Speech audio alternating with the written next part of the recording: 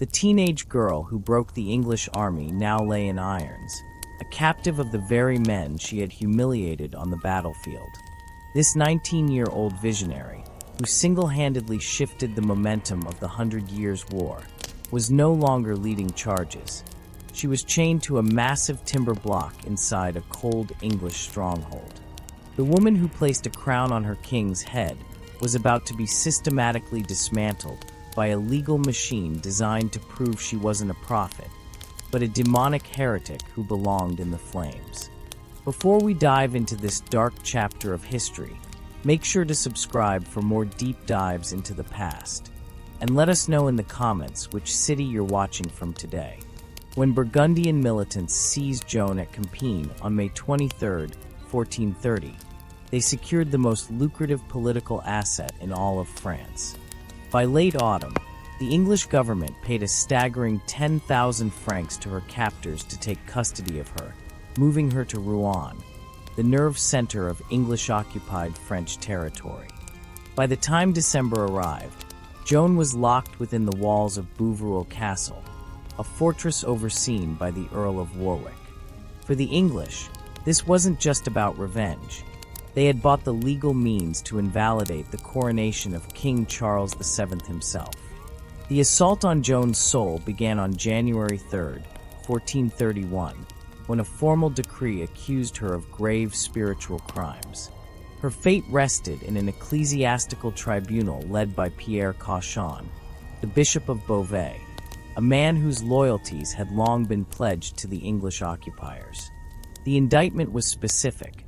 She had worn masculine attire in defiance of biblical mandates, claimed to hear celestial voices, and refused to bow to the Church's earthly hierarchy. This trial was a theater intended to prove that her miraculous victories were not divine interventions, but the dark sorcery of a heretic guided by spirits. The formal questioning launched on February 21, 1431. Joan was escorted into the castle chapel, facing Bishop Cauchon and a daunting panel of 42 high-ranking clerics. She consented to an oath of truthfulness, yet she remained fiercely protective of King Charles VII, refusing to disclose any details that might endanger his crown. Over the next month, Joan was subjected to nearly a dozen grueling interrogations. The judges hammered away at three specific themes: the origin of her voices, her defiance of the Church, and her insistence on wearing men's clothes. The inquisitors set elaborate intellectual traps, hoping to force a confession of heresy. Their most famous snare involved the concept of divine grace. Because church law dictated that no mortal could be certain of their standing with God, the question was a lose-lose. If Joan claimed she was in God's grace, she was a heretic for her arrogance. If she said no, she admitted her visions were fraudulent. Joan's legendary wit saved her. She replied that if she were not in grace, she prayed God would grant it, and if she were, she prayed he would maintain it. Her brilliance left the interrogators speechless. Eventually, the 70 original accusations were distilled into 12 core articles. Joan's defense was so sharp that it began to fracture the tribunal's resolve. One judge actually resigned, arguing the entire process was a sham designed to entrap her rather than find the truth. Another priest who questioned Cauchon's jurisdiction was promptly thrown into prison. While the trial proceeded, Joan's living conditions were a flagrant violation of religious law. Canon law stipulated that a woman accused of heresy should be held in a church prison and guarded by nuns. Instead, Joan was kept in a secular military dungeon under the thumb of English soldiers who loathed her. She was shackled to a block of wood even while sleeping, with iron fetters frequently clamped onto her ankles. At least 3 guards were inside her small cell at all hours, with more standing watch outside. She was never granted a moment of privacy or safety from men who viewed her as a monster. The psychological warfare was relentless. Witnesses later testified that the soldiers mocked her constantly, leaving her in a perpetual state of terror. When she fell dangerously ill with a fever, She pleaded for the holy sacraments or a burial in consecrated ground, but the court refused. The Earl of Warwick ensured she survived, not out of mercy, but because the English had paid the price of 1,000 horses for her and needed a public execution to achieve their political goals. The danger went beyond verbal abuse. Posthumous testimony revealed that Joan faced frequent physical threats and attempted assaults. One account describes an English noble trying to overpower her. This reality provided the true reason for her heretical clothing. Her masculine tunics, tightly laced and layered, functioned as a protective barrier against sexual violence. She argued that dressing as a man was the only modest option for a woman surrounded by hostile male guards, but the judges ignored her logic. The entire legal process was a circus of irregularities. Joan was grilled for weeks before even seeing the charges. She was denied a lawyer. The trial was held in the wrong diocese to ensure an English-friendly environment.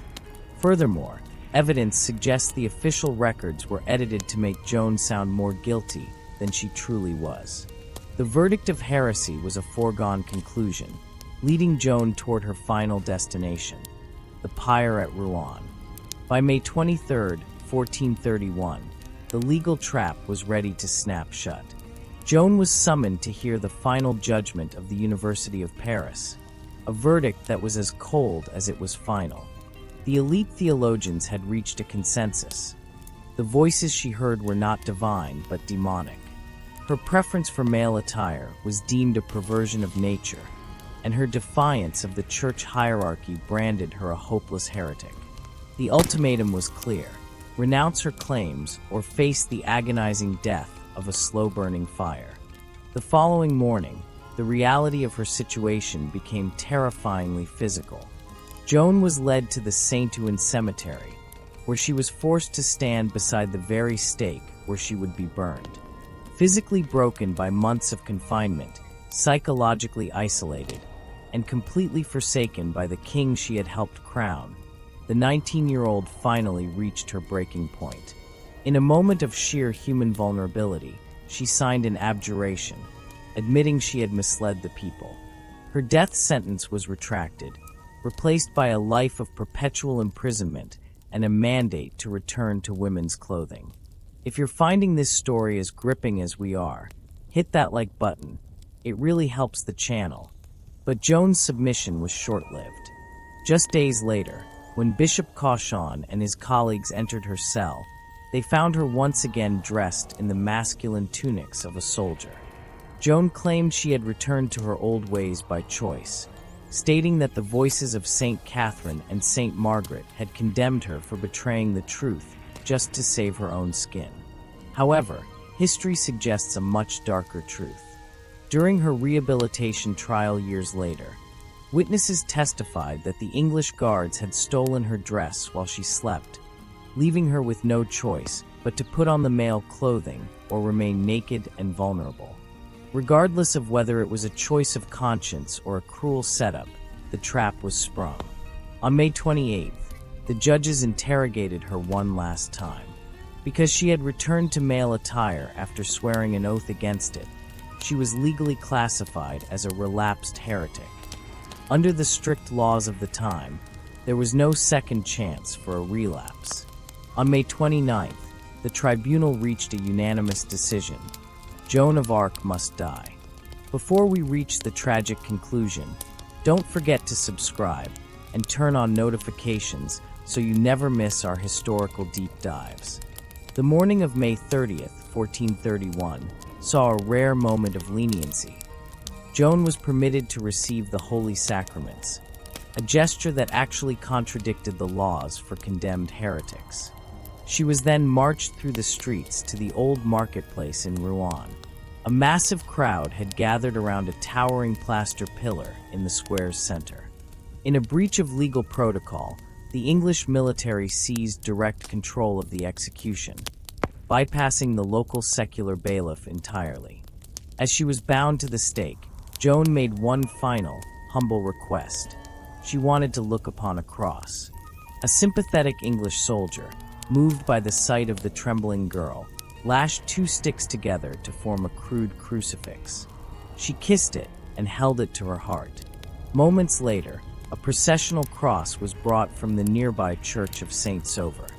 She stared at it intensely as the executioner set the wood ablaze. As the smoke and heat began to consume her, her voice rang out across the marketplace, crying "Jesus," until her life was extinguished. To ensure no one could claim she had survived or keep her remains as holy relics, the executioners burned her body twice more. What little remained of her, mostly ash, was dumped into the Seine River. The English were certain they had deleted Joan of Arc from existence. Instead, they had forged a legend that would outlive their empire. 25 years later, a new inquiry was opened at the request of Joan's mother. After hearing from 115 witnesses, the church declared the original trial a fraud, tainted by political bias and legal corruption. In 1920, the woman the world once burned as a heretic was officially canonized as Saint Joan of Arc, the patron saint of France. If you had been standing in that marketplace in 1431, watching the smoke rise, would you have seen a criminal or a victim of a rigged political system? This trial was never about religion. It was a desperate attempt to kill the spirit of a nation by destroying its greatest symbol.